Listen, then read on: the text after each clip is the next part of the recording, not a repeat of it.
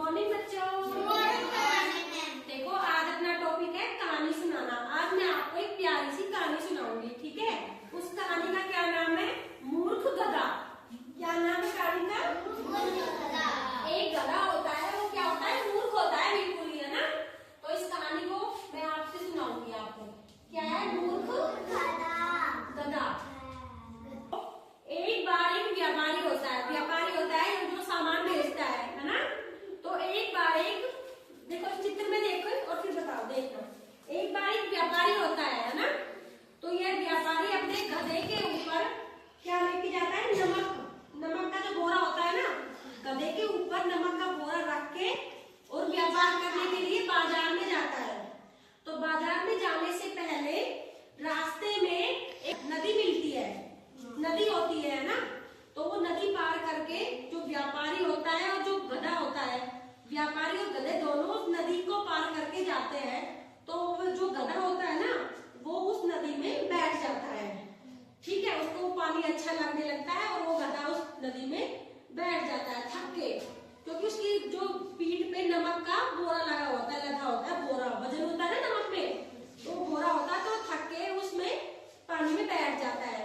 तो तब थोड़ी देर बाद वो मालिक अपने गधे से कहता है कि चल भाई, तू यहीं पे बैठा रहेगा क्या?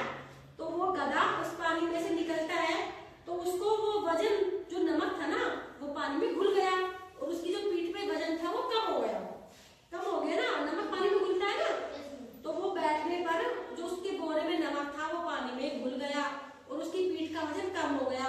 और घोड़ा नदी से निकल के, गधा था जो नदी से निकल के और अपने व्यापारी के साथ साथ चला गया। फिर रास्ते में वो सोच रहा कि हाँ, तो मेरा जो वजन था पीठ पे वो कम हो गया। ऐसे ही दूसरे दिन फिर नंबर आया। व्यापारी और जो गधा था वो दोनों फिर नदी पार करके जा रहे थे। तो इस बार उसके पीठ पे एक रुई होती है ना, रुई, कॉटन रुई का बोरा होता है उसकी पीठ पे, क्योंकि वो बिल्कुल हल्का होता है रुई, है ना। तो दूसरे दिन उस व्यापारी ने गधे की पीठ पर क्या रखा? रुई का बोरा रखा। तो गधा सोचा कि कल तो मेरी पीठ में जो वजन था वो बैठने पर बिल्कुल कम हो गया, तो आज को ना फिर बैठूं और अपना वजन कम कर लूं, है ना। तो गधा नदी में फिर बैठ गया। दूसरे दिन बोरी, जो रुई की बोरी थी ना, वो उसकी पीठ में थी। तो वो गधा फिर बैठ गया। फिर बैठने पर क्या हुआ पता है? जो वो रुइयां थी ना, उसमें पानी भर गया और वो रुई बहुत भारी हो गई, उसमें वजन हो गया। अगर रुई को हम भिगोएंगे, गीली करेंगे, तो उसमें पानी भरने से गीली वजन होगा ना उसमें, रुई में, क्योंकि जो नमक था पहले वाला वो नमक तो पिघल गया था, लेकिन जो रुई होती है उसको अगर हम भिगोएंगे तो वो भारी हो जाती है, उसमें वजन हो जाता है ना। तो फिर उस गधे ने तो सोचा कि हल्का होगा, लेकिन उल्टा हुआ। क्या हुआ?